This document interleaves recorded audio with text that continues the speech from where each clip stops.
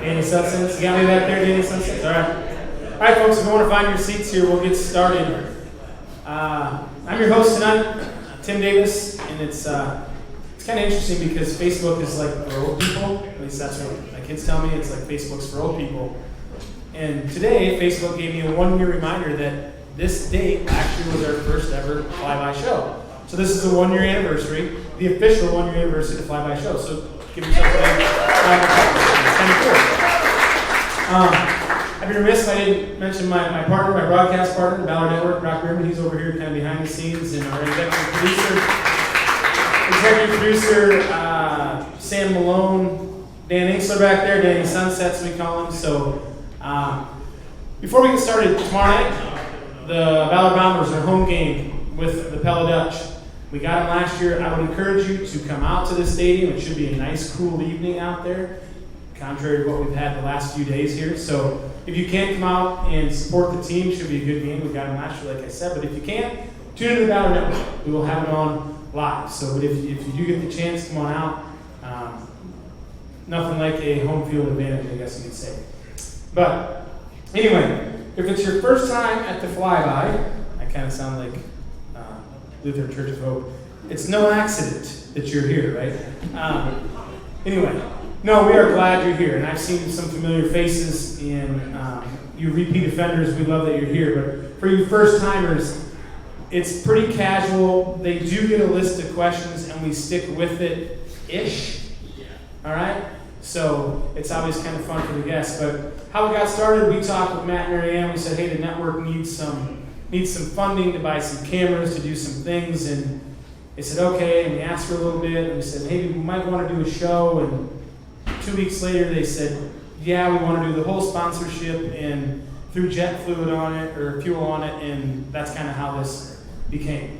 We had some excellent guests last year, and we're starting off this year with our featured guest, with John Walters. John will be here 7 or a little after, but we've got some really, really good local guests before that. And without further ado, we'll have our Booster Club guys come up. Mr. Russell Zimmerman, Mr. Randy Robinson. Come on down. Give them a round of applause.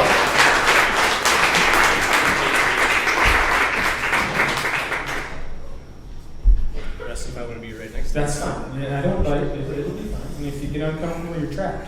Which is it? Does this work? No.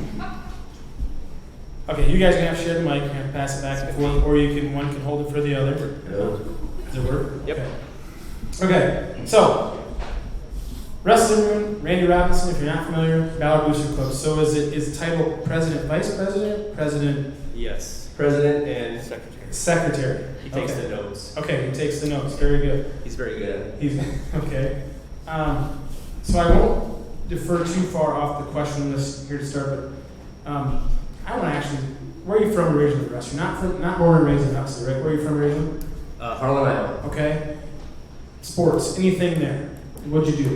What'd you play? What'd you do growing up? Well, I grew up on a farm, so I got to work a lot. Okay. But I did get the opportunity to play football. Okay.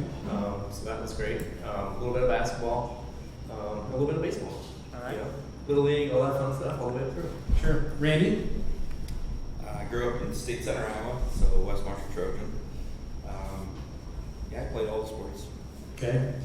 So, as far as that background, and not just in sports, but smaller towns, right? Part of the community. So, what made you want to be part of the Booster Club? As far as being on the board, I should say, more specifically, being board members on the Booster Club. What drove that? Well, I think for me, it was just a way to give back to the school, the community, and it somewhat fit my work schedule.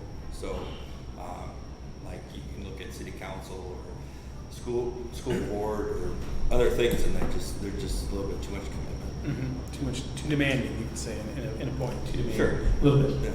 Russ, what about you? For me, yeah, same as Randy. Obviously, giving back to the community is huge. I actually got recruited by your executive producer back there. So, yeah, he told me the pay was really good. He's lying. He lied to you. He lied to me. He suckered you. That's good, though. No, honestly, I had been in Huxley for over 18 years now. Jeez. There's a lot of great support here.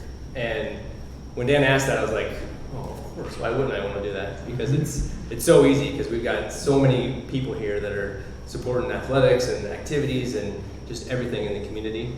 So having that opportunity to be president was great to be able to communicate with them, communicate with the school athletic director, everybody. So yeah, it's been a great opportunity. So Russ, I'll ask you, how often do you meet as the Booster Club? Probably too much, these guys would say maybe. But usually we meet about every other week. In the summertime, it's a little different. We try to meet twice a month, maybe 3 times, just to prepare and get the membership and everything ready. And then throughout the school year, we have our board meetings, which are once a month. So third Wednesday of the month, if you're a member, please show up. Love to have members there promoting and being a part of it. So how many people are on the board for the Booster Club? The board, there's technically 4. Okay. Yep. And who- President, vice president. Val Schoen. Val Schoen, yep. Okay. And Krista Dunn. Okay. The other 2, yeah. So Val's been on for a while, but then we've got some newbies, right? Yeah, I mean, last year we were, Val was the only experienced one last year. Okay. So she shared her wisdom with us, Sure. along with some others. But yeah, so there's 3 new ones, and then Randy joined the board this year. Gotcha. So when you're in a, so we're gonna go 2-part question here, so that both of you can answer. When you're in a board meeting, when you have all of the members there, what do you discuss? What does that look like? I've never been to one. Obviously we just talk Saturdays, so I plan on coming to them. But what is that different than when you meet just with the board?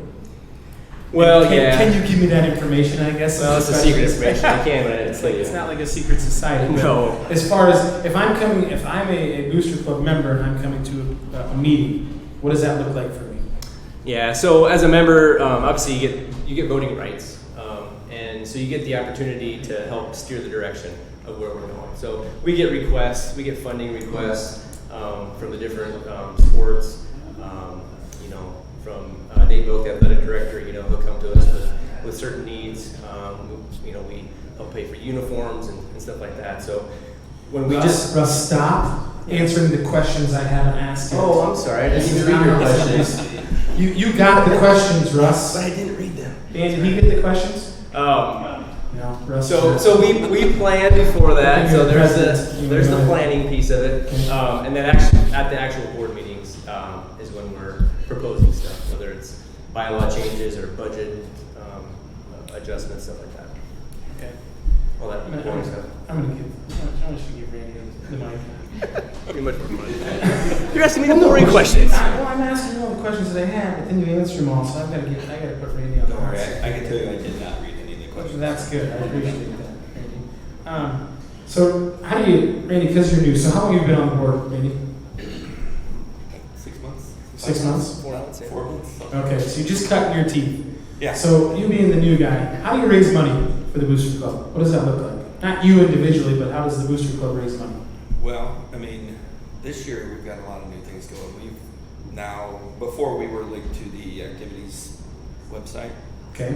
and now we have our own website. You have your own website. Now we've got it up and running. I'd say about 2.5 months we got it going. Okay. So it's just a more easy way to streamline memberships and get promotions out there, stuff like that. How do you do that? How do people know where to find that? As far as the website, is there social media? Are you guys active with that? As Yes. far as We are on what platforms are we on? Facebook, Twitter, X. It's called X now. X and Meta. Yeah. Okay. X. Is anybody here call it Meta, by the way? No, it's X. Russ always corrects us that it's Meta, not Facebook. Well, I think Russ still has a MySpace page, don't you, Russ? He's waiting for it. It's gonna come back. It's gonna come back. I think I might have one out there somewhere. Anyway, continue on. So what are some of the things that you do to raise money? I guess. So are you talking like some of the different levels or stuff like that? No, I want to know okay, memberships. We can talk about memberships, and there's different tiers to that, right? Yep. But outside of memberships, Sure. what are some of the things that you guys? We've got a youth basketball tournament. Yep, that's a big deal. That's a big deal. We got to let Matt Marianne know when that is. this year so they can prepare. Yeah. We'll do that. I think I was This here year. last year and they got bombarded. Like, why are these people? I said, well, there's like 400 kids in town for this basketball tournament. What the heck? Anyway, Yeah. yeah. So we'll let them know. They'll partner Great with point. us. Yeah. Okay, continue. We do have a fall event that comes with your membership, so you get a free ticket to that, which is great. There's food and we'll do trivia and stuff. And a little closer to my heart, we have a golf event. Sure. And that's typically been a great event. We surprisingly had almost an excessive amount of teams this year, which is a good problem to have. So. I heard that we maybe didn't shut it off when we should have. Like, so you're gonna blame each other? This is Somebody decided to go to Italy and didn't Oh, yeah, access that's the right. internet. That's right. Turned That's out- fair. That's fair. Russ, you can take the mic back. I you threw you under the bus there. I'm allowed to answer questions again. Talk to me about what types of memberships are available.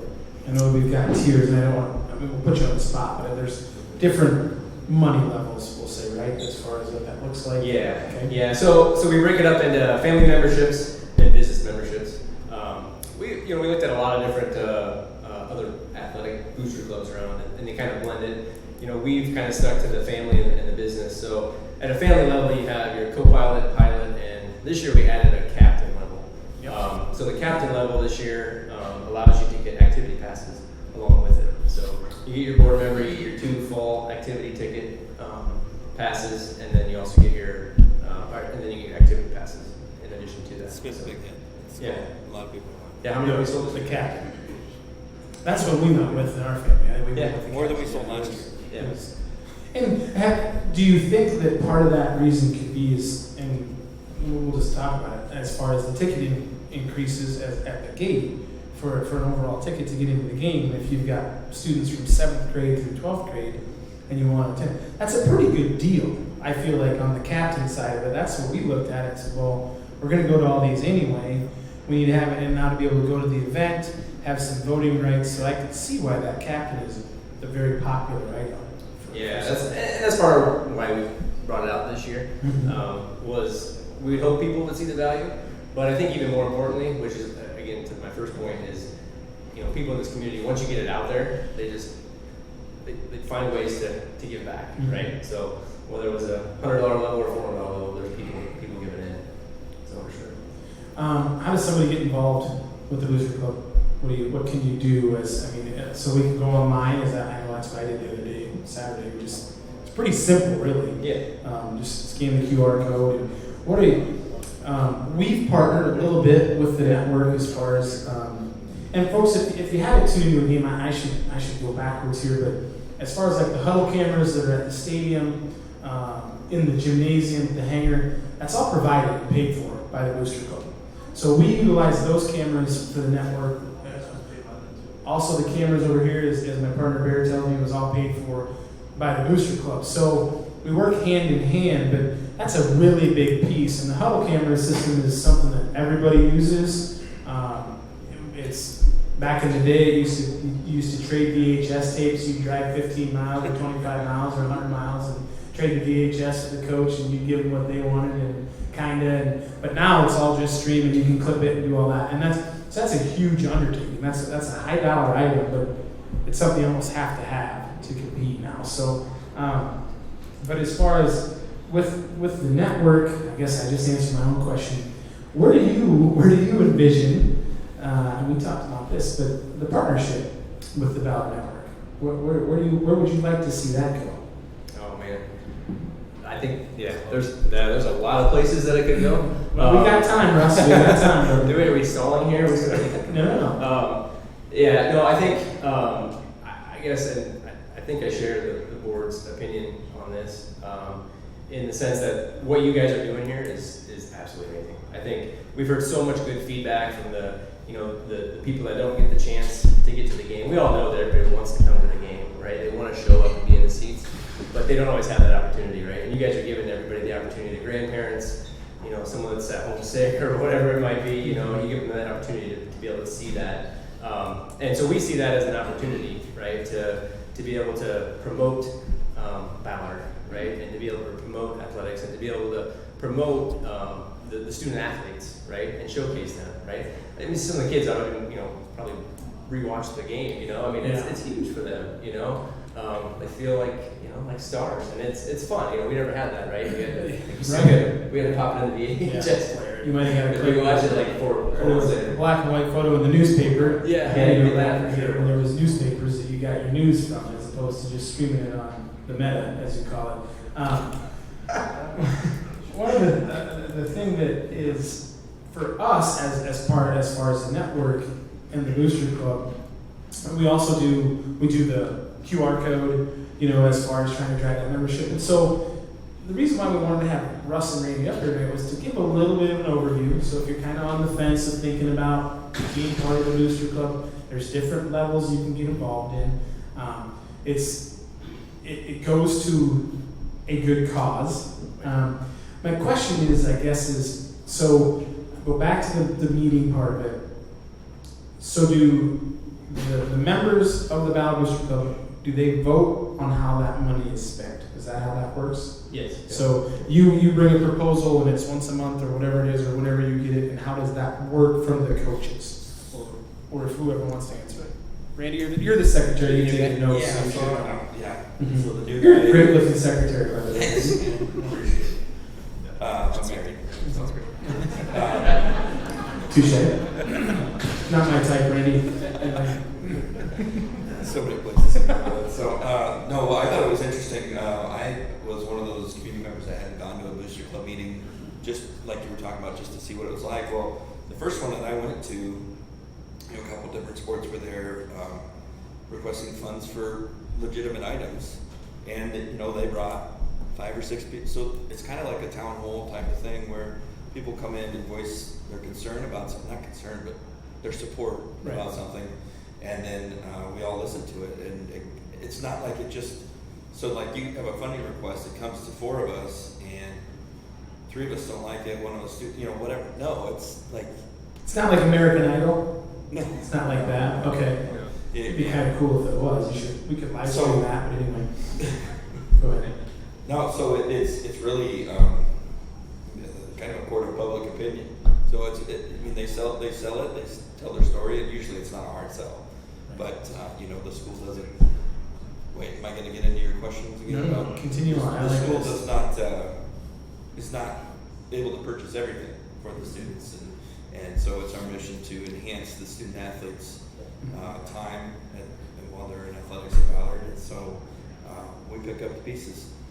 That's important. Question off the rails for either one of you, because it's been brought to our attention, and I touched on it earlier, just as far as the cost of getting into a game, right?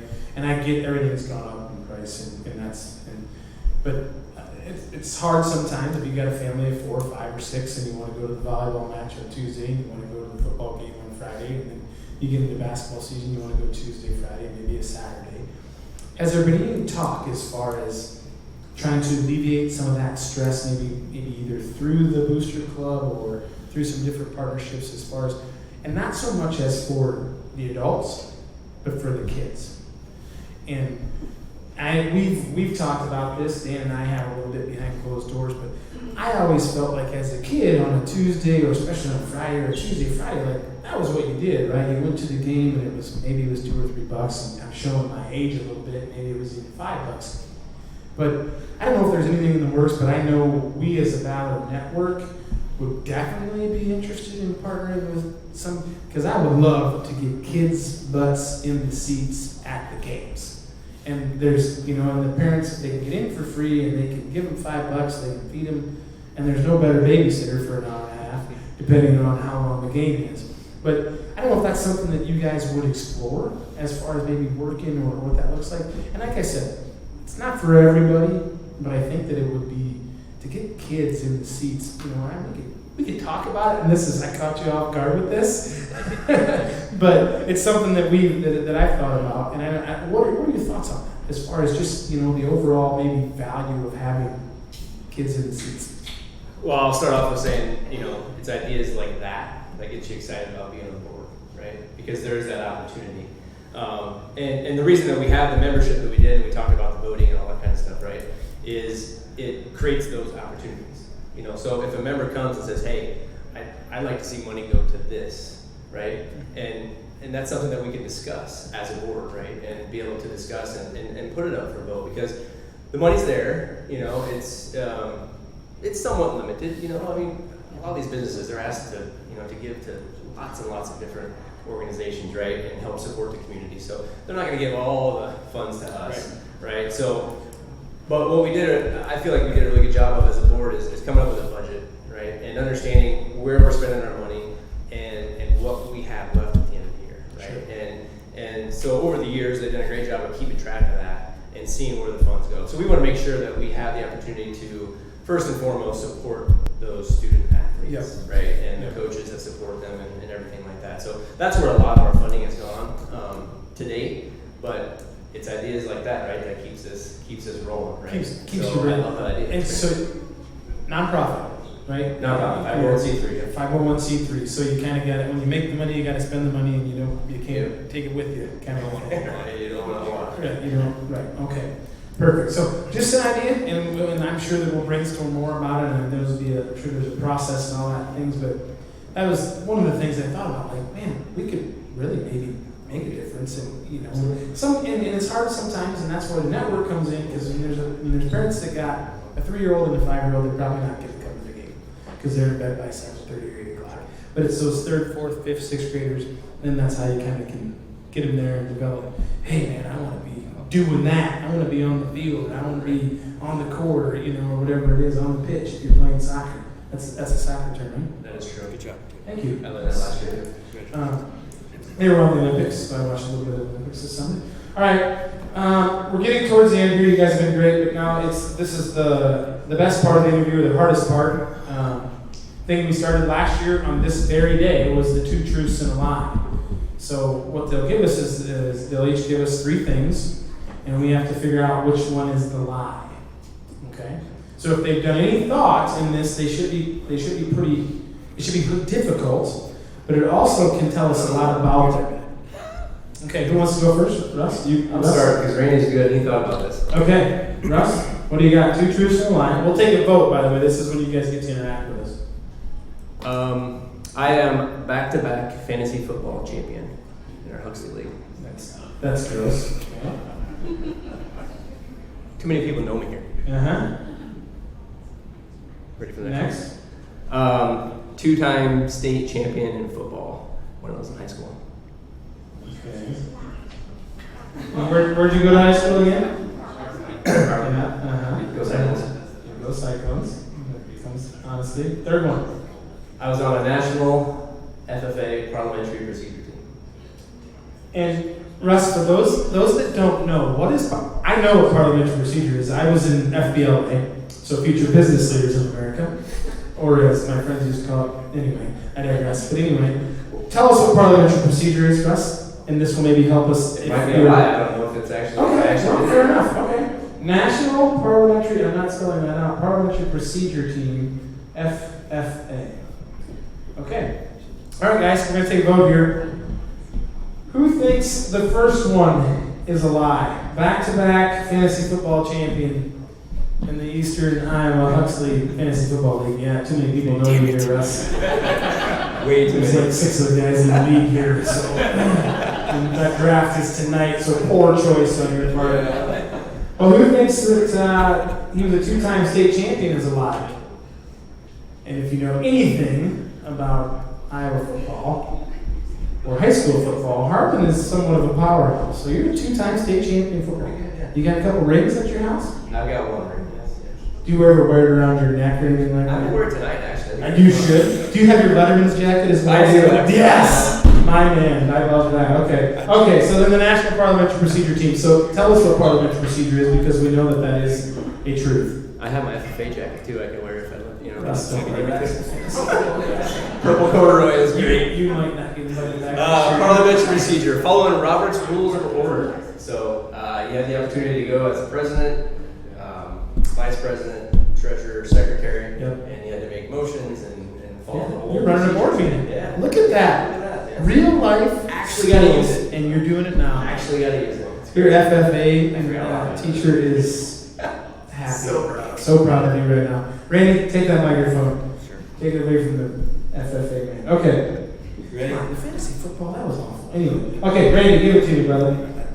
Really easy way for Russ to brag about himself. So, thanks, Randy. Yeah. 2 truths, 1 lie. I have a hole-in-one golf. Okay. I've stolen a car. I love that reaction. I was thinking the same thing, sweetheart. I'm telling you right now. I've parasailed in the Persian Gulf. In the Persian zone. See, his are way better. Yeah, Russ, these are way cooler, man. Way cooler, man. That's why I went first. Yeah. Stolen a car. There's things I could go with there when I was ready to rough it out. I digress. So, all right, first one. Randy plays a lot of golf, mind you, folks. Like that's what his job is around is golf. So, who thinks that the hole-in-one is a lie? Wow. Okay. All right. Who thinks that he stole a car? That's a lie. Thanks, guys. Okay. Some people think Randy's a saint. 1, 2, 3 things. And parasail in the Persian Gulf. Randy, which one is the lie? I do not have a hole-in-one. Do not have a hole-in-one. Okay. So yes. Now you have to explain. Now you have to explain the 2 truths. You stole a car and you're sitting here with us? I'm sitting next to a criminal? Listen, I was This is the first, I think, on the flyby. You're the first convicted felon on the flyby. So when you're young, whatever, I don't know how old you have to be to ride a moped, what are the 13, 14? Sure. So we had a group of us in our town, riding our mopeds. We got stopped by some juniors and seniors in high school, and they said, "Get off your mopeds. We're taking them." And when they're riding around, they left the keys in their car. Oh, so it was kind of like a give and take thing. Borrowed it. Yeah, I don't think they were expecting that, but So you were how it was old? nice. I don't know, 13, 14, something like that. So you didn't quite have your We school tried- permit? No. We did put it in the ditch, You did or didn't? oh yeah, we did. Doing donuts. Did she need to have earmuffs on? You were very concerned. Gravel roads everywhere by state center. We put it in the ditch, friendly Iowa. Farmer, no questions, came by, threw a chain down, pulled us out. We got it back, throw the mopeds back. So And here's what I want to say, that's your Booster Club secretary, folks. But Right. You need a better vetting process, apparently. yeah, whoever better. But he's going to redeem himself because I Zero know some of this. Zero record. The parasail in the Persian Gulf.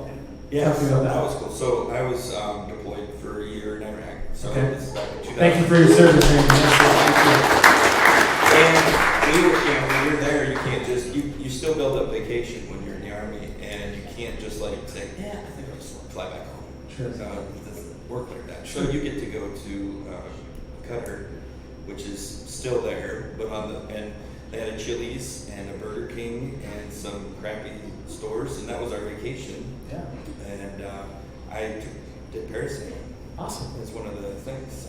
So, Yeah. yeah. And actually, honestly, that's similar beach in Persian Gulf. I actually, ahead of time, my girlfriend and my wife now. Okay, I was going to say, she's here, so I'm hoping it's the same person. Beautiful wife I now. was kind of hoping it wasn't the same person anyway. In that same beach, I wrote, "Will you marry me?" Probably two months before I actually proposed. So I had a picture taken while we were there. My buddies were on each other's shoulders trying to get down, Sure. down. This is before cell phones, Yes, and then I framed it and she opened it for her birthday. So, and the rest is history. the rest is, yeah. That is a great story, but Remember you that? still stole the car. You did. Did she know you stole that car when she said yes? No, I stole a car, then I stole her heart. Oh, there it is. That's a walk-off right there, folks. Give it up for Randy Robinson and Wrestling. Thanks, guys.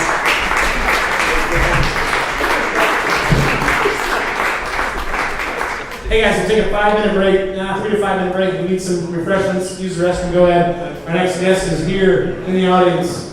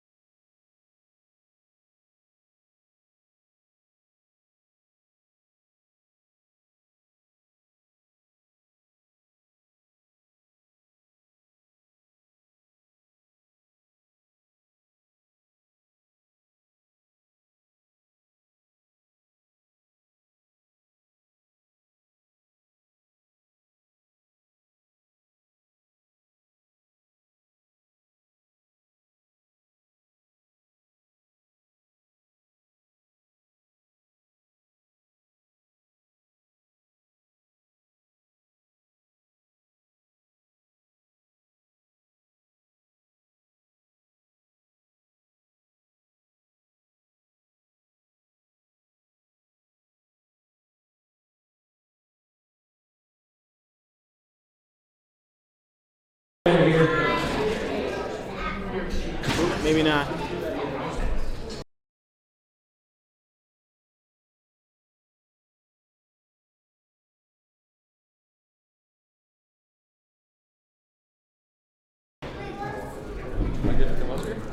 Yeah.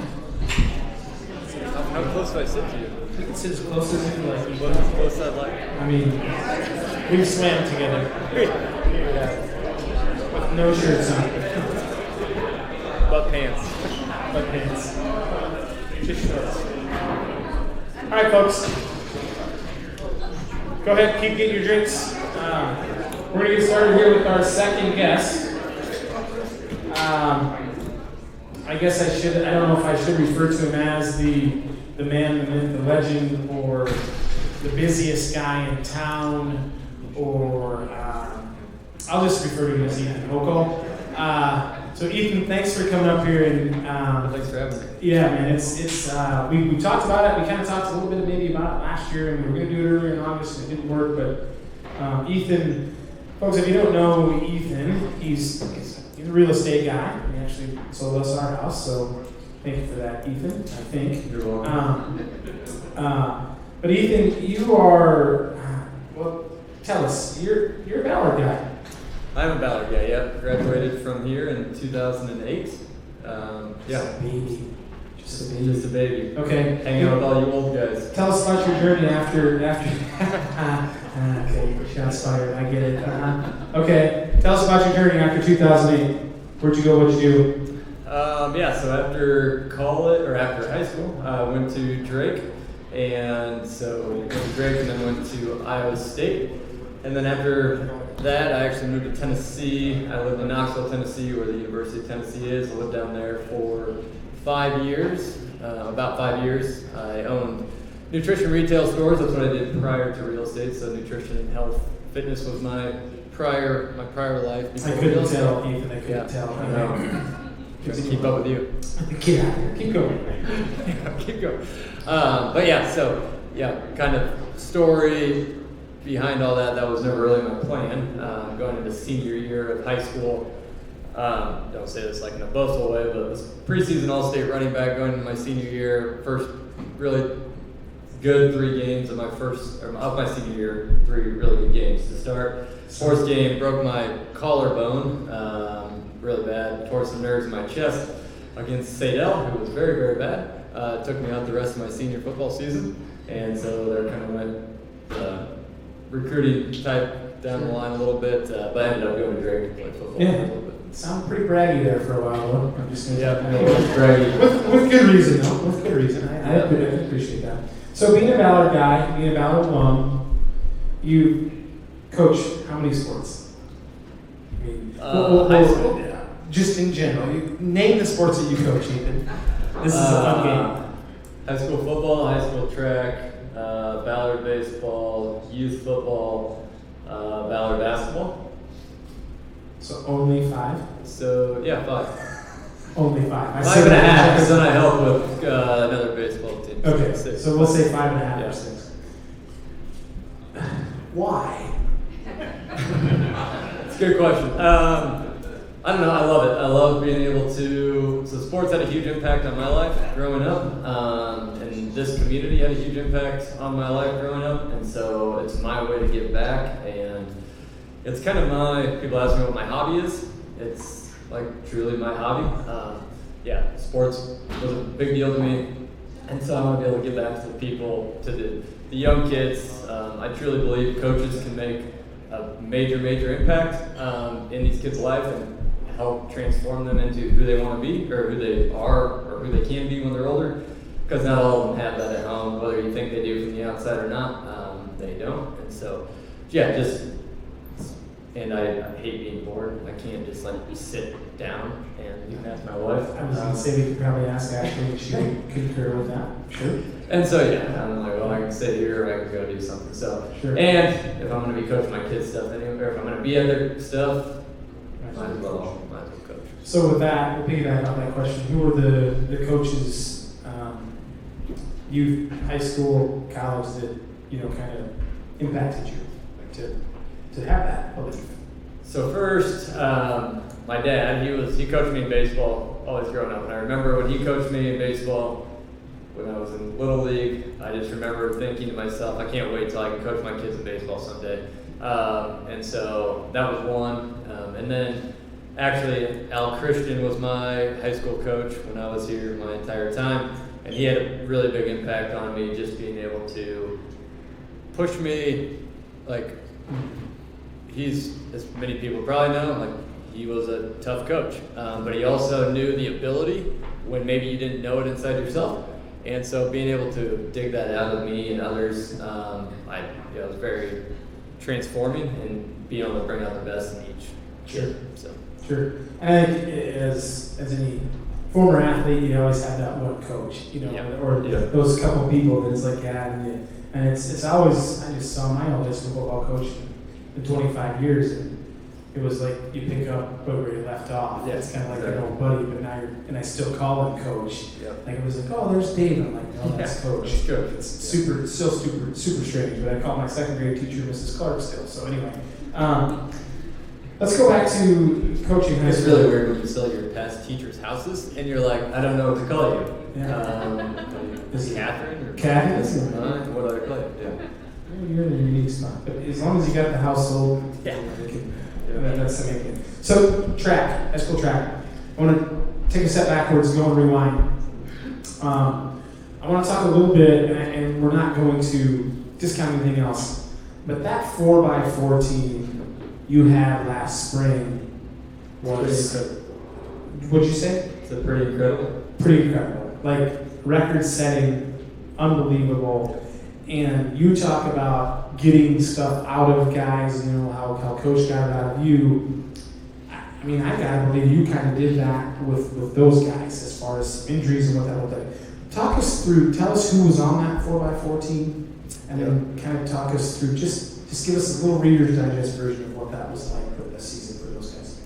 Yeah, so if you don't know, the 4x4 team won the 3A state championship last year, which to me, the 4x4 is the most fun event in all of track. So to win that event, to win any event in track is fun, but to win that one is like, I don't know, to me, legendary.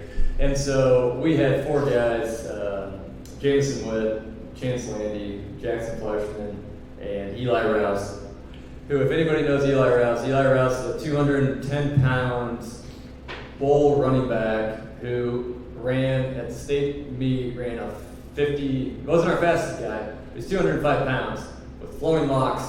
It looks like sunshine off and ran the Titans, right? Ran a 50.5 or something split in a 400.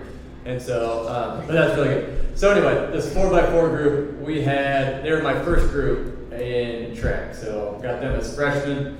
They literally ran, unless one of them got hurt, they ran the 4x4 together every single meet, every single year, all the way throughout. When they first ran it, Chance Landy and Jameson ran a 48 split. They both, Chance and Jameson both ran 48 splits. I don't know if I could drive my golf cart that fast. Yeah, probably not. When they ran it for the first time, I think Chance's first 400 in the 4x4, I couldn't even speaking a little bit, but it was like a 56 or 57 is what he ran as a freshman in the 400. But they were dedicated from day one. We battled injuries. Jackson Fleischman tore his ACL. Football before track season. They didn't think he was going to make it back for baseball. He's a really good baseball player. We're like, hey, if we can get him back for baseball, it's going to be great. And we're like, you got to get him back for track. And they were a determined group who had one goal in their mind, and that was to go win the state championship. And so Jackson rehabbed like crazy, got back in time for track season, just so Jameson Witt could get hurt. Hurt his hamstring. He was out for the first 3-4 weeks of track season. You guys could have had your own Netflix series. We could have. Yeah. And then, and so, we have those guys that all battled. And then, once again, if you don't know 400s, typically a 205-pound running back is not your 400 guy. And then you have a guy like Eli Rouse who comes out, and they just battled, and it was a lot of fun to watch that group. I take much credit for it. But getting guys to buy in, track is not an easy sport to get guys to buy into. And so, but once they do, they do. And once you get the right group, the core group together that can, then they bring others with them. And so I think that's what happened. Last year we sent, I think, the most boys to track. We sent 10 events to track on the boys' side, which is the most that's gone to track in a long time. Which that's incredible. Like, you can tell by your voice and your body language how excited you get talking Yeah, about I it. do. And I love that's pretty awesome. And hopefully those kids get celebrated because they set a school record. So school record after school record, get breaking their own. Qualified third at Drake, at the Drake Relays. All right. So Ethan, I'm going to tell you, quit living in the past. It was a joke. Everyone was supposed to laugh. What's the football team going to be like this year? I know you can't give away too many secrets because the first game's not even happened yet. But I mean, you can leave it pretty brief. But what are you looking for? Yeah, so I guess So, I like, don't we're know gonna what go I said. undefeated Does and win the whole that I thing? coach football? So- I guess I said that. I do coach high school football. Yeah, you coach football. So we're obviously going to win the whole thing and go undefeated and go to the dome, right? Yep, we're going to the dome. For Don't sure. say that. I can say it. Oh, I can say it. okay. We don't say it enough, so I'm You gonna heard say those. it. And no, I'm excited for the year. Obviously we lost a couple key guys from last year, Eli, Henry, and Brody, but I've been super impressed with how our guys have stepped up this fall so far. And leading up to this point where now it's no longer like, hey, the season's here, we got the Pella Dutch tomorrow. Going back to the buy-in again, buy-in's a huge thing, and it comes down to senior leadership, or not even senior leadership, just leadership on the team. And I think we're in a point where we have a lot of great guys like that who don't feel entitled to their spot or to, hey, I'm going to be in this spot, because there's a lot of good younger guys too. And so I feel like there's a lot of good buy-in, and I'm very excited for tomorrow. Pella's going to be tough, obviously our schedule's tough because we're in Central Iowa playing 4A football. I'm super excited for the year. We have a lot of great talent coming back. A lot of guys have stepped up that, I coach primarily defense and I'm our special teams coordinator, but even on that side of the ball, we lost a couple of key guys, which is scary when you go into a new year. But there's been a lot of guys who put in a lot of time and effort in the off season to come and fight for a spot and really show their potential this year. So the outlook is bright. I would say so, yeah. Okay. That's Obviously, I just stand on the sidelines, so Yeah, you know- Mason and all the guys have to go out and actually do the work. So And I'm going to tell you, this is But I another think so. reason to come to Rich Strauss Field because Ethan doesn't just stand on the sidelines. That's true. He's like doing calisthenics. He's jumping around. He's running up and down the side. I mean, he's not playing, but he's very engaged, which is my kind of guy. Until 2 years ago, when Chance Landis took me out on a jump up in the air, and I fell. That was when I realized I'm also getting old. So It's called the Get Back Coach. Get back, Coach. Okay. All right. The moment of truth and lies is here. 2 truths and a lie, Ethan. 2 truths and a lie. You took notes. That's good to see. You're way ahead of Russ. No, I didn't really. Sorry, I guys. just put these down. All right. First one, I'm the youngest of 3. Youngest of 3 children. Next, I'm a college dropout. And number 3, You didn't steal a car, at least. not yet. Like My nickname growing up was Bubba. With Bubba? Bubba.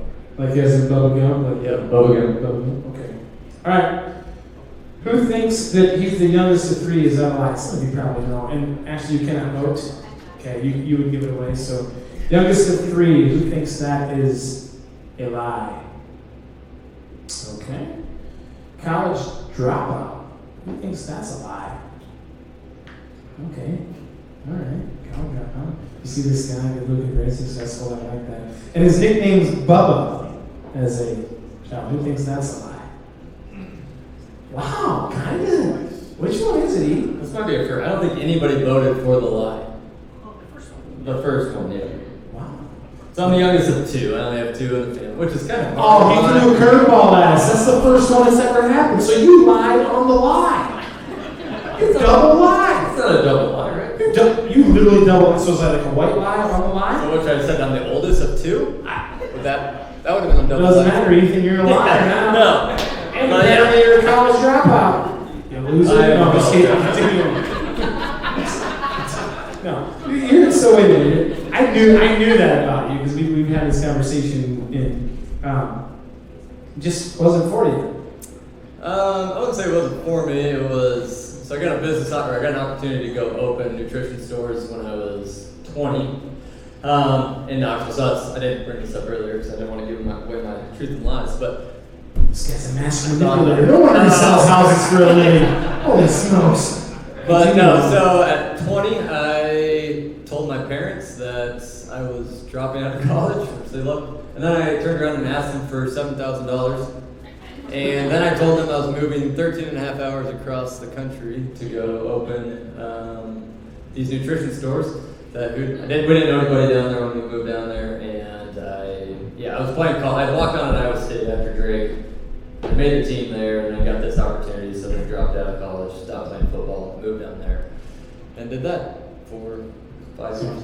4.5, 5 years. Long story short, if you see an infomercial here in about 10 years of Bubba Hochul's ways of selling, you'll know who it is. But anyway, give it up for Ethan Hochul. Thanks, Ethan. That was awesome. Hey guys, we're going to take a really, really short break because, well, I mean, we don't even have to take a break because you're already here. So, and I don't want to discount our earlier guest, but the man of the hour, the man, the myth, the legend, Jeff Smith, he says. But I think it's okay, John, if the voice of the Cyclones, Mr. John Walters. Come on.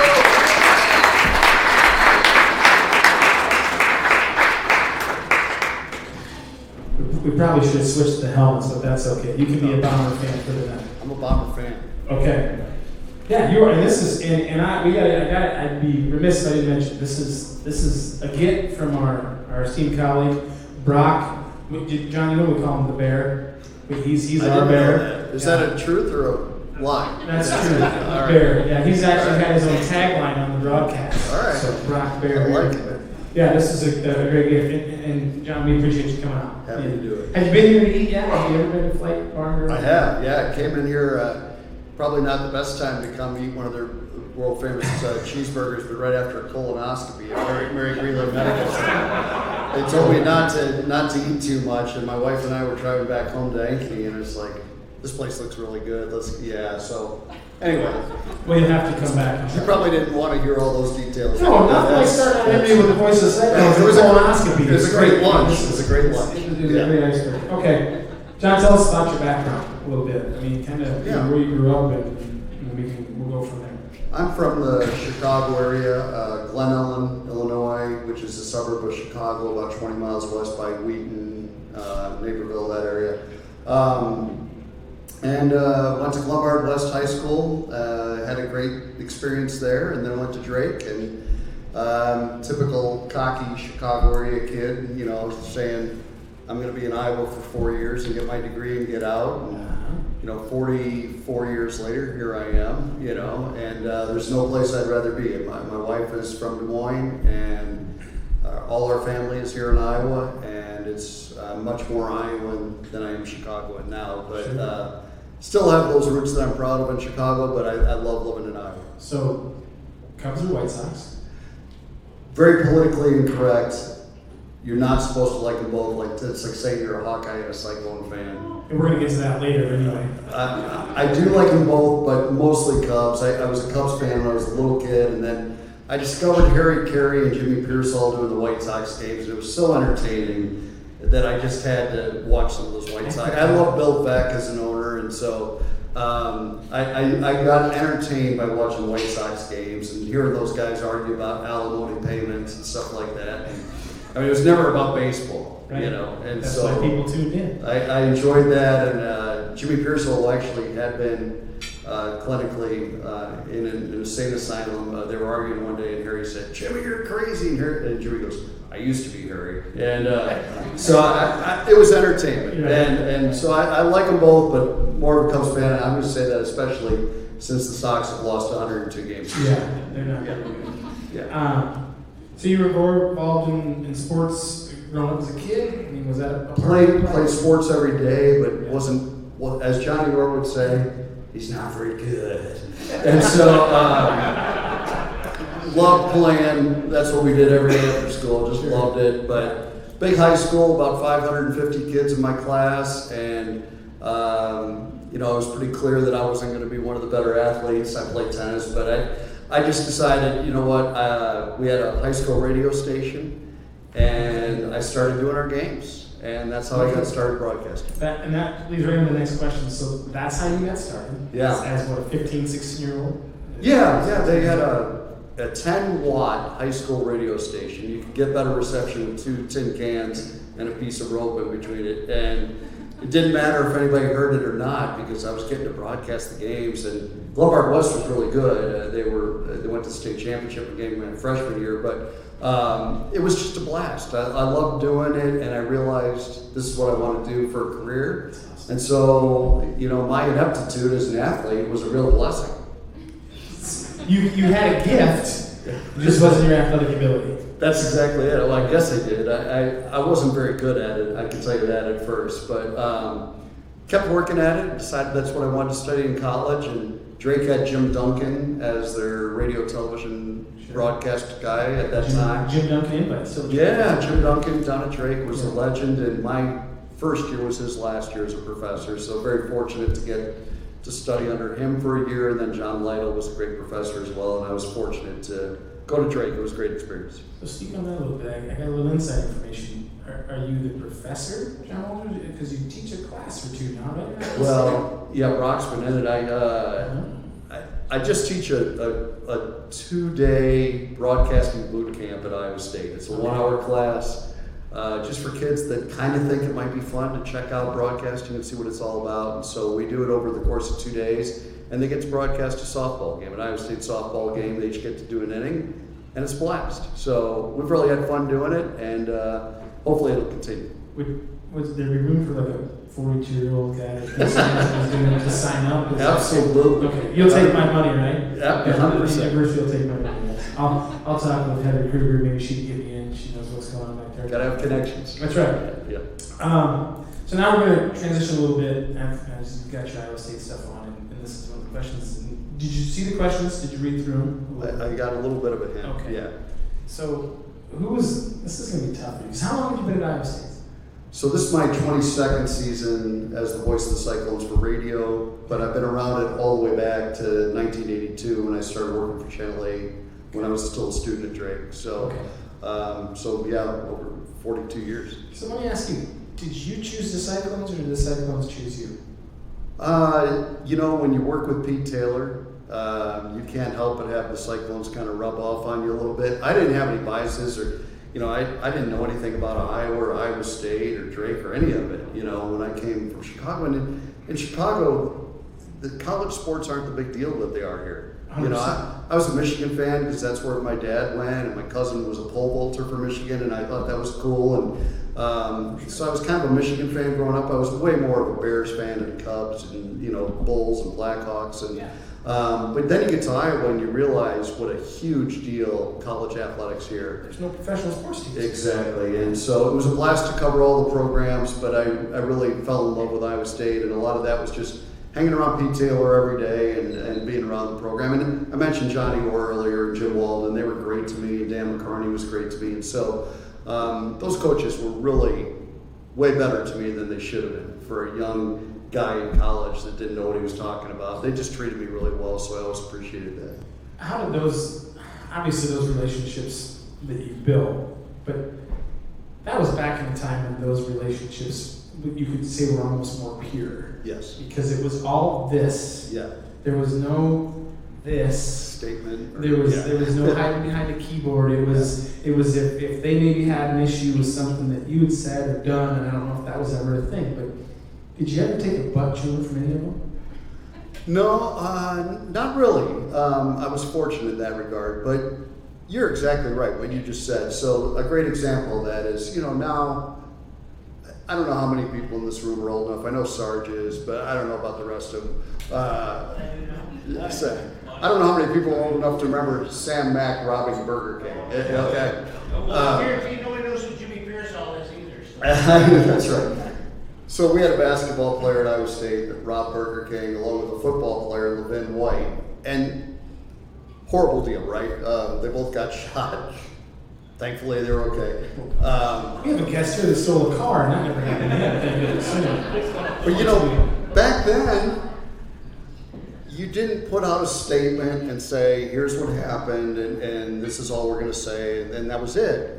So I went, Pete sent me up there to talk to Johnny Orr the next day, and I go up there, and I'm a 20-year-old kid, and I walk in there, and Coach Orr was always great to me, and I said, Coach, off the air, I just said, Coach, I'm really sorry about what happened. He goes, oh man, he goes, Sam Mack, he's a good kid. I never would have expected it from him. He goes, now Mark Baugh, I couldn't see, I could see him doing it. But I mean, that's the kind of stuff that doesn't happen, and so you're right. It was a different era, and I was very fortunate to actually get to know these coaches a little bit and spend more time with them. And you got to see some big ones. You were gosh. and they continue on, but that's what I'm going with. Who's on your Mount Rushmore for Cyclone Athletics? And you can go player coaches if you want to, or we can cut it down into two. That's so hard. I know it is. It's so hard. I think for athletic performance, I don't know how you could possibly top Cale Sanderson. I mean, never lost a match, 4-time national champion. You just cannot do any better than that. Mm-hmm. So I think he's got to be up there. Dan Gable would certainly be in that discussion too. I put Brock Purdy there just for all he did for the university. Absolutely. 32 school records, now representing in a great way in the NFL. How do you not put him there, and the winning that happened when he was there? I would say you almost have to put Johnny Orr on there for what Iowa State basketball was before he got there and what it became after Coach Orr and during Coach Orr. So I put him up there for sure. And then I think Jamie Pollard. I mean, so you're going 5 on the Mount Rushmore? There's only 4, John. I didn't put Gable in there. Okay. He just got honorable mention. Okay. He went to the dark side. There it is. But no, I think Jamie Pollard, what he's done over the last 20 years is incredible with Iowa State athletics, and best athletics director we've ever had. And we probably wouldn't be in the Big 12 right now without Jamie Pollard. So I'm just very grateful for what he's done. John, I don't know if you're aware, he's a friend of the Flyby Show. I've heard. Yeah, I heard he rumors. was very candid, which is he always great, is. which is we're going to get you there eventually. But I'm working on it. interesting. So as far as some of the most unique, who's the most unique coach that you've covered in your time at Iowa State? I suppose say unique, fun. Yeah. Because there's been some characters. Yeah, Coach Orr has to be number one just Yeah. because he had such a huge personality. And I never broadcast his games, but I was around him all the time. And I'll definitely share with you guys some Johnny stories before the day's over here. But he was just the best and funny and engaging and just loved life. And Dan McCarney had a huge influence on me, and I wouldn't be broadcasting for Iowa State if it wasn't for Dan McCarney. So there's the great thing about my job. I've been really lucky. I've worked with all these coaches. Paul Rhodes is a good friend to this day. Matt Campbell's awesome. TJ's a great friend, and they're just good people. And that's the thing that I enjoyed about this job the most is I get to know them as people, and it's been awesome. This is going to be a two-parter. Your best Johnny Orr story, Okay. followed by your best Larry Eustace story. Ooh. Okay. This was not on the questions, by the way, folks. This is straight out of left field. Oh, that is out of left field. You kind of put it on the tee. Yeah. Okay. All right.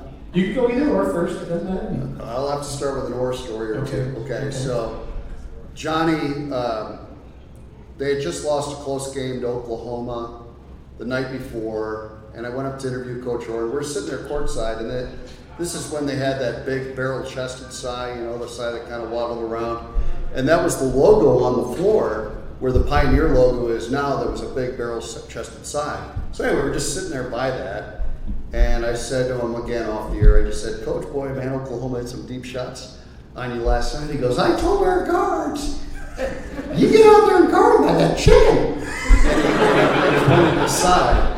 And so apparently he thought our mascot was a chicken. And then a runner-up Johnny's story is that his press conferences were absolutely legendary. I mean, you never knew what was coming next. So again, a situation where they just lost a close game, and actually they lost 3 or 4 close games in a row. Post-game press conference, cocky young television reporter from Cedar Rapids asked a question. His name was Tim Sward. Good reporter, ended up in Detroit. But anyway, he says to I Coach, love your memory, John. It's impeccable. Anyway, continue. he says to Coach Orr, he goes, Coach, is it difficult losing all these close games in a row? And Coach Orr goes, of course it's difficult. He goes, you ever been involved in athletics? And the guy's like, yeah. And he goes, what'd you play? Ping pong?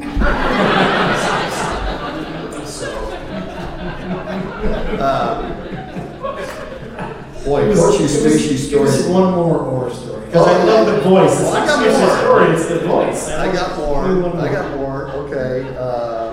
That's when you So Johnny was really, had a kind of an adversary relationship with the officials. Sure. Yeah. Well, there's young people in this room. I might have gone down a rabbit hole here that You're okay. I can't back out. Anyway, there was an official from Dubuque. Didn't do a ton of Big 12 games, but he did a few. His name was Jim Murphy. And so anyway, he comes over, he's doing like the preseason exhibition game. It's a nothing game.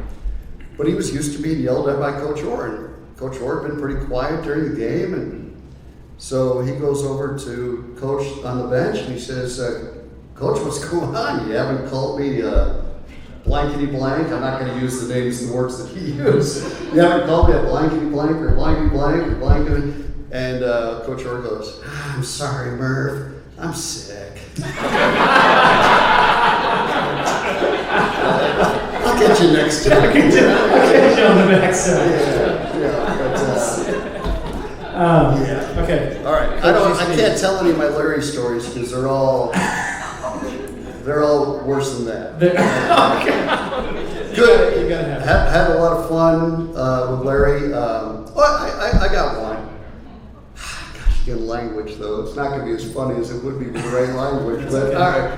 So Coach Eustachy had just won the Big 12 championship, and we're at Texas Tech. They had defeated Texas Tech. I was doing the game for TV. Pete Taylor was doing the game for radio. We beat Texas Tech to clinch a share of the Big 12 championship.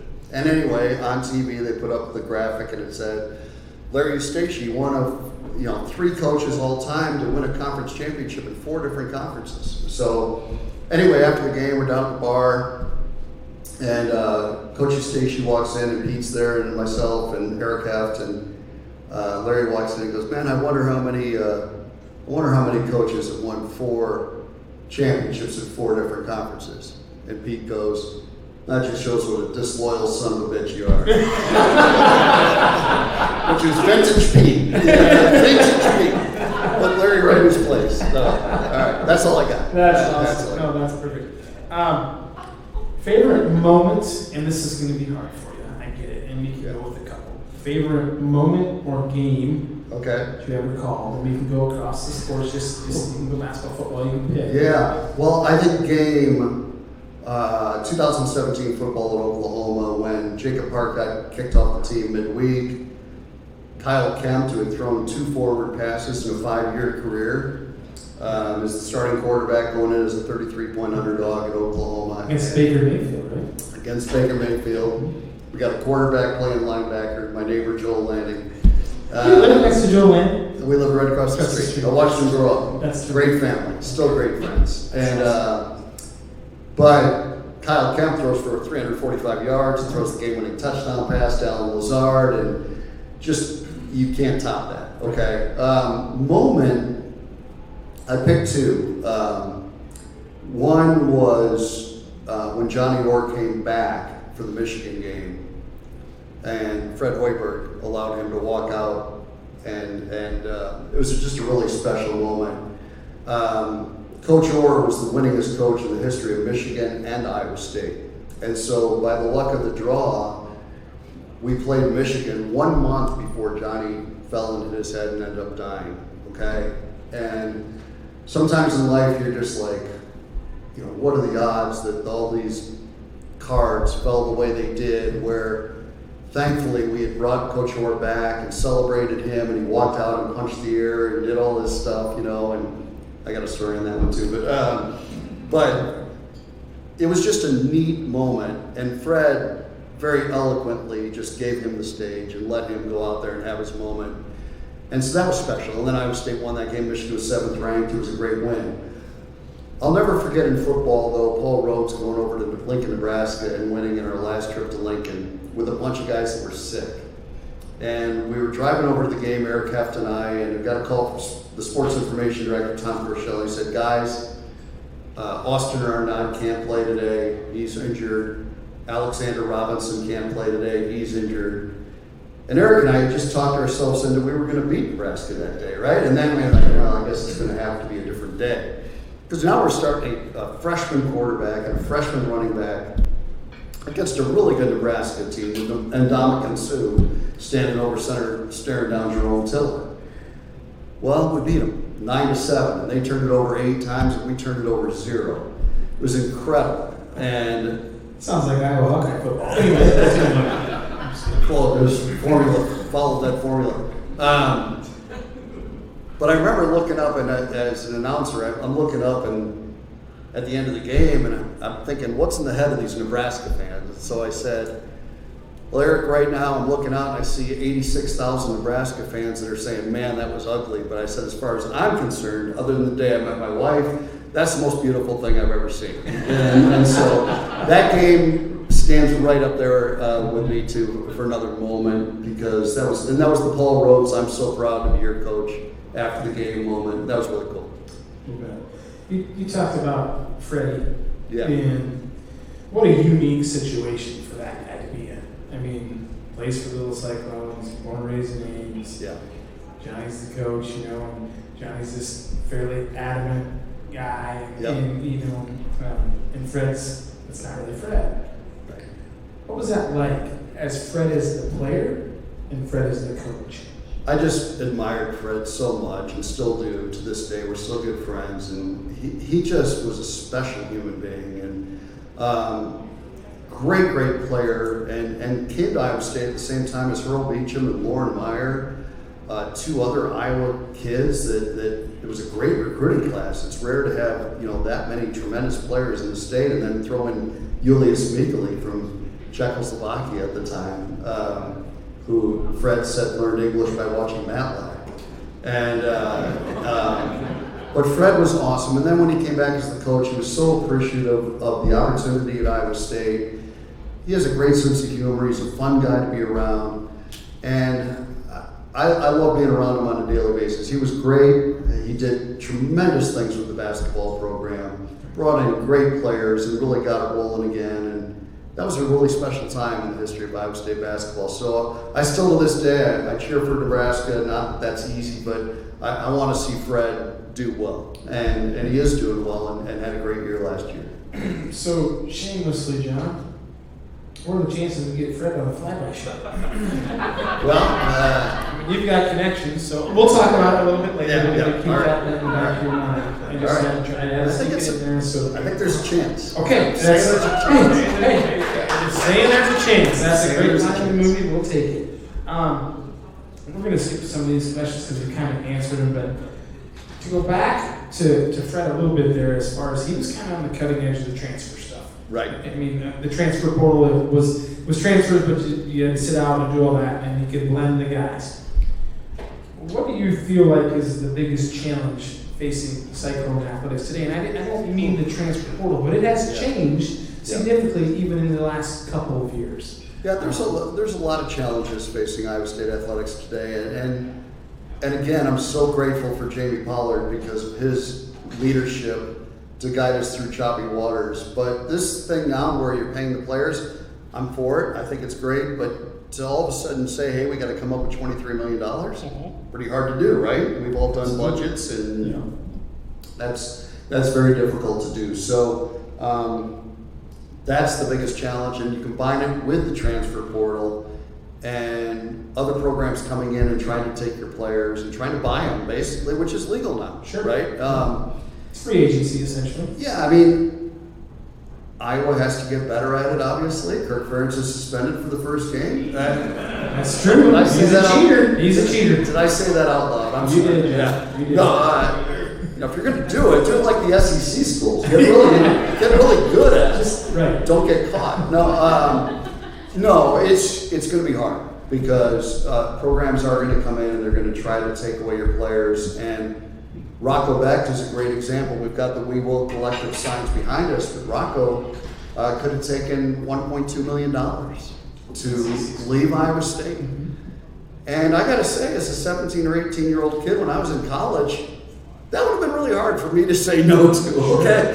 I would probably love Drake in a heartbeat to go to wherever for, life-changing money like that. But it says a lot about Matt Campbell and the relationships that he has, the trust that he has with these kids and Brent Bloom's doing a phenomenal job and doing everything that is possible, but it's really hard because you're competing with some schools that have a lot more money to begin with than you do. And so it's going to be a challenge, but again, couldn't have a better guy to guide us through there than Jimmy Powell. Yeah, I agree. And he was very candid in that. And he let us in last February of the lawsuit and what was happening.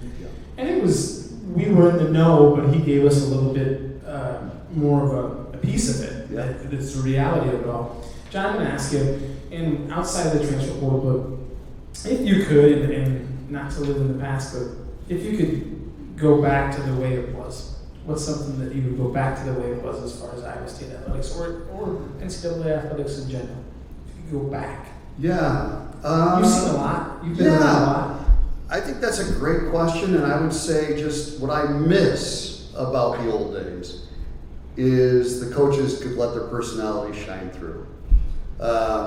Where we told you those Johnny Orr stories and, the big personalities of a Jim Walden, Norm Stewart. So the story I was going to tell you earlier, Johnny comes out, he's pumping the fist, and Norm is like the first time he did it. And Norm Stewart's like, John, what the hell are you doing? And he says, well, he goes, gotta do it, Norm. Our coaches, our players love this shit, our fans, they love this shit. So,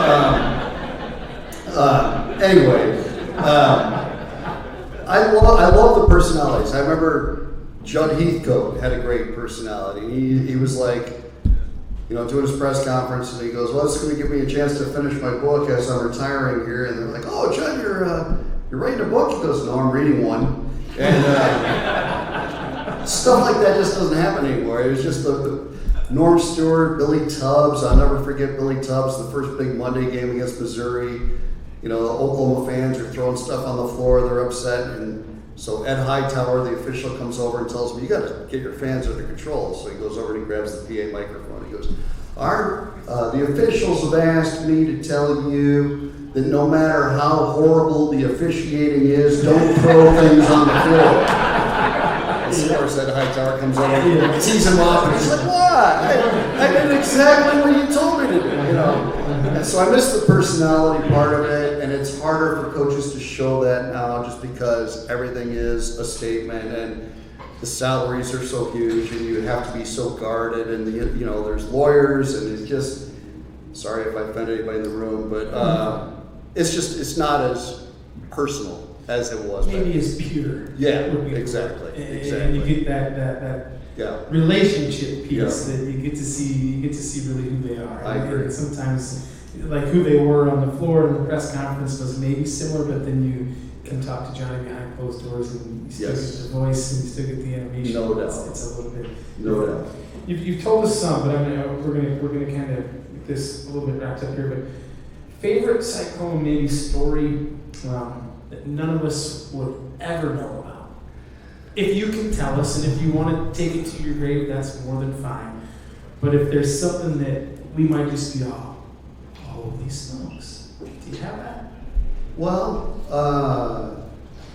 I probably told them most of them here already, but I will share one more great Johnny moment. And it was, again, it comes back to Michigan. So they beat Michigan in 1986. Jeff Grayer Sarge probably ought to be on that Mount Rushmore too, right? Phenomenal player. And Iowa State beats Michigan, which was Coach Orr's previous school, so that was a big deal. He was really sick that day. It was in Minneapolis in the Metrodome. And I remember going to the press conference afterwards, and you got to remember, this game's in Minneapolis. And so it's Big Ten territory, all these Big Ten writers there. Michigan won the Big Ten, they're the number 6 or 7 ranked team in the country. Everybody just assumes they're going to blow out Iowa State, and Iowa State beats them. And Coach Orr, knowing that all these writers that were covering it were from the Big Ten, he walks into the press conference and he says, you people don't think we play good basketball in the Big Eight, don't shit yourself. So that's how he started his press conference. Which again, the man was a legend. And but no, the stuff like that, it just doesn't happen today. But it was fun. It was fun. And that was one of the great wins I've ever witnessed in person. I remember Dick Stockton saying on TV, it's the JV against the varsity when the game started. You've got Ron Virgil at 6'4", guarding 6'11" Roy Tarpley. And Iowa State goes out there and beats them. And that's why sports is special, because just when you think you've got it figured out, stuff like that happens. You said the word special, and I'm going to ask you, when Johnny passed, how hard was that for you? It was hard. It was hard because it was unexpected, and he was a little bit older, so you felt like he had a good run at it. The one that really crushed me was when Pete Taylor died. Pete was 57, in the prime of his life, healthy, looked great, sounded great, just an awesome human being. And I got a call the day we were playing Missouri basketball, and I was going to do the game for TV, and it was Eric Heft letting me know that Pete had passed away, and I didn't see it coming, and I just was crushed. I cried for probably 5 hours in a row, and went and did that game that night against Missouri with Gary Thompson, and Gary was really down too, and we just tried to pick each other up and get through it, but yeah, the personalities, the relationships is what it's all about. And I wouldn't be in the business without Pete. He was so good to me. And so that was the really tough, unexpected one. But yes, absolutely, when Coach Orr passed away too, very tough. So one more story. Best Pete Taylor story. Well, Pete Taylor's a great guy. He was fun. I could tell you a million stories about Pete at Channel 8 or as the voice of the Cyclones, but my good Pete stories are how much fun it was playing baseball with him, or playing tennis with him, or golf with him, or basketball with him, because we did all that stuff. We were good friends. And so we're playing golf one day at Waveland down in Des Moines. And we didn't really, we had 3 of us actually. A friend of mine from Channel 8, and Pete, and myself. And we were hoping to get out there as a threesome. We didn't really want to be joined by anybody. So we got there at like 7 o'clock in the morning. And we're the first ones off the team. We're thinking, great, we're going to make it. And so all of a sudden, here comes this like 85-year-old man down the hill here. He's got his pull card. He says, "Hi guys, my name's Bert, and I'm going to play with you." And I'm like, okay, great. And so Bert plays with us, and Bert was a guy who, anytime you missed a shot, which I did frequently, he would tell you what you did wrong. You'd hit the shot, he'd say, "You topped it, you hooked it, you sliced it." No shit, Bert. Yeah, right, exactly. And so Pete's a total gentleman, but he hits us, and Pete didn't hit many bad shots. He's a really good player. So he hits a 7-iron, and it kind of, veers off, and Bert says, "You hooked it," and he goes, yeah, sure did. And then all of a sudden I look at Bert and turned around, and Pete's got that 5-iron in his hand. He's walking up. He's walking up like he's going to hit him over the head with it. And but that was just Pete's fun personality. And so, of course, the other guy in our group, Jeff Johnson, he sent everybody an email the next day saying, "Really enjoyed playing with you guys. Looking forward to the next time. Signed, Bert." You knew that was coming. That's a cool story. That's fine. John, before we chat here, so Voice of the Cyclones, any advice to the guys that are on the Ballard Network? Chris? I mean, Rock was in class. I'm by no means anything other than getting to enjoy this type of thing. I would say enjoy every game. I mean, I would say look forward to that game against Pella like it's the Super Bowl, because I had just as many nerves and just as much excitement and just as much pride in calling a Lombard West Hinsdale Central game as I do calling an Iowa State Oklahoma game. And whatever that game is in front of you, you got to treat it like it's the most important game in the world, and it is. It should be to you. And so let's see if the Bombers can knock off Pella and get off to a 1-0 start. And I gotta ask you this, John. Yeah, give me a round of applause. Real quick, the class that he did, I don't know if you remember this, but when we did softball with Baylor versus Iowa State, I think I called Baylor either the Baylor Bombers or the Ballard Bears over and over again. I got so used to calling Baylor Bomber games. So. He's a bomber. You're a bomber. I got so used And to a bear. And a bear. And a bear. So he is Ballard's bear. That's how the nickname started, probably. That's right. Well, I got you did well. I gotta ask you, because this still happens to me. You still get nervous peas like before games and stuff? Yeah, I get adrenaline rush. Anxiety. Okay, we'll call it that. I'm gonna go with that from now on. I get it. Still get nervous peas. Get the adrenaline rush. Okay, fair Sure, enough. absolutely. Why are you better? If you're not a little bit excited and nervous, then you're probably not. You shouldn't be doing it. Right. You know, because it's Well, fun. I had the adrenaline rush before you showed up tonight, so just okay. So you've sat here and you've listened to the kind of ending of how we do this. Yeah. So in to put it graciously, you've got more life experience than our Okay. previous guests. Okay. So 2 truths and a lie. So you gotta give us 3 things. All right. Johnny Orr always called me Johnny. I once bowled a 300 game.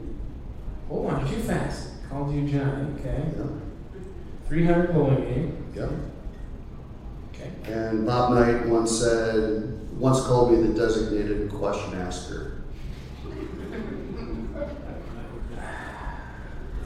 You got to interact with Bob Knight. Bless your heart, my friend. That's, Maybe. maybe. Unless We'll I'm see. lying. Okay, number 1. It's always possible. Johnny Orr, well, you could double lie like Heath did earlier, but anyway. Johnny Orr always called you Johnny. Who thinks that's a lie? Yeah, I do. Okay. Who thinks that he bowled a 300 game is a lie? That's a pretty good game, John. If you did bowl 300, that's good. You're like the pride of Iowa, Roy Munson. Anyway, anybody catch that Kingpin the movie? Okay, thank you.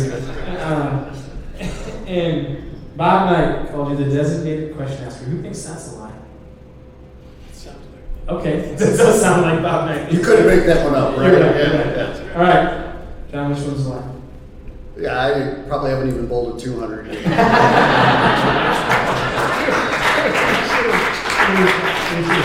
But Johnny Orr always did call me Johnny. He called everybody coach, right? He called everybody coach. And the reason why is because he couldn't memorize anybody's name. You know? But he probably knew my name because it was the same as his. He always called me Johnny. That's awesome. Bob Knight. Bob Knight. So Indiana comes to play Iowa State. That was around 1986. Russ will remember this. And they come to Hilton Coliseum.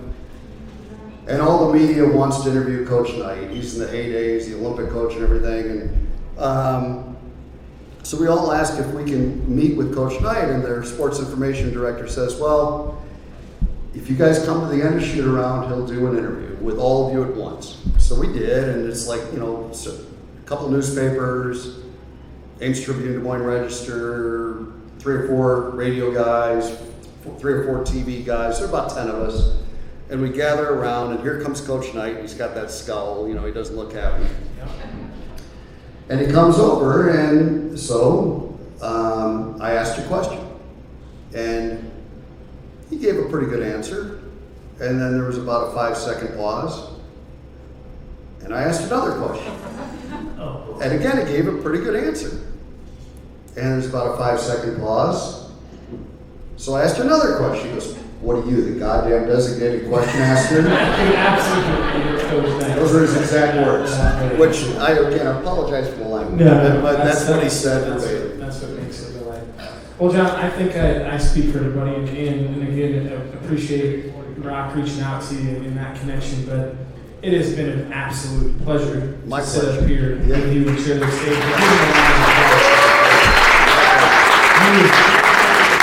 You are a voice of the Cyclones. You are, some would say you are a legend more than a myth, and you have got a busy season of life starting this Saturday coming up. Yeah, it's gonna be fun. I think the team's gonna be good. It's gonna be a fun year for Iowa State athletics. They are. Definitely. Again, John Walters, folks.